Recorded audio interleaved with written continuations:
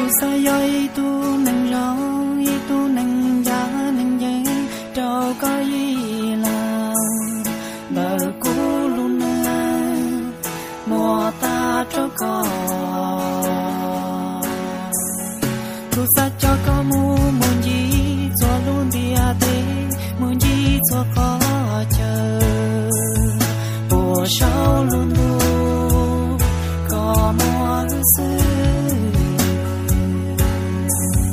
cô sa wa lu cao thâu là na te cha du cô sa wa cho ya trâu cho kế lu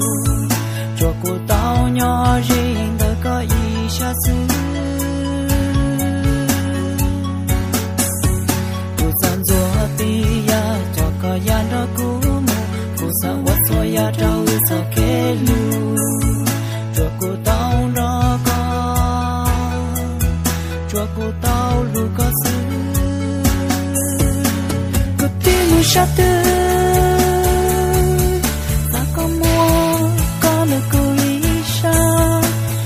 chưa muốn sát tư, sao có bỏ có đi làm gì?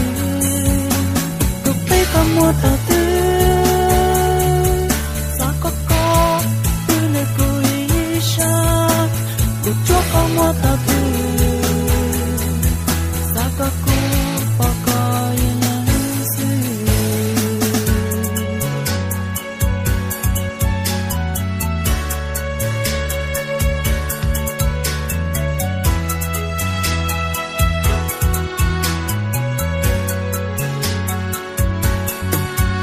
cô sa wa cho ya rong trao xa kê lu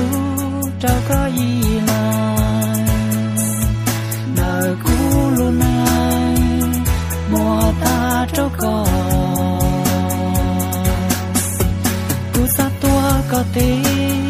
cho có muốn gì muốn sai cho chia khó chờ mùa sau luôn đủ có mùa xưa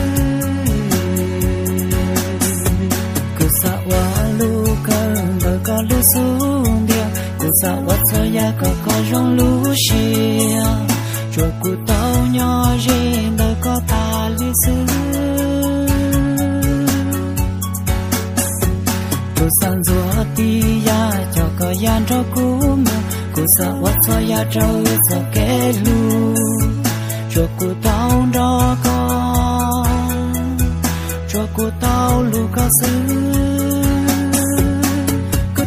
sát tư, sao có mua có nơi cô ý sao, còn chưa muốn sát tư, sao có bỏ có ý làm gì, cuộc đời có mua thảo tư, sao có bữa nơi cô ý sao, cuộc chúa có mua thảo tư.